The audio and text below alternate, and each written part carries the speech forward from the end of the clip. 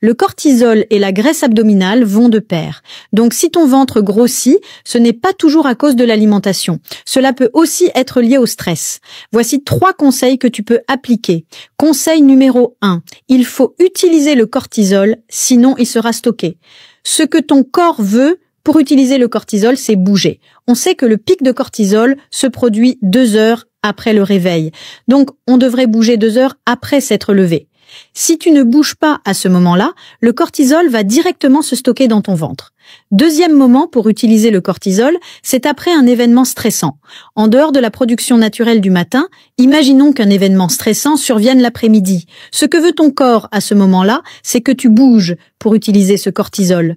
Si je reste assis à mon bureau à 15 heures après une réunion stressante et que je reste encore assis pendant 4 ou 5 heures, le cortisol libéré va se stocker dans mon ventre.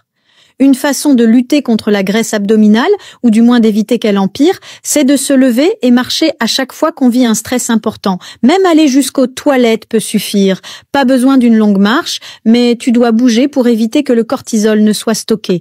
Imagine à quel point ton corps pourrait se transformer si tu utilisais ce remède chaque jour, te réveiller le matin avec une sensation de fraîcheur, de clarté mentale, plein d'énergie et te sentir vraiment toi-même. Je parle bien du shilajit. Pas d'une poudre transformée, mais d'une résine de shilajit pure à 100%, extraite des plus hautes montagnes, là où elle se forme depuis des siècles. Mais attention, le shilajit est très en vogue en ce moment et le marché est inondé de produits contrefaits, coupés ou de mauvaise qualité.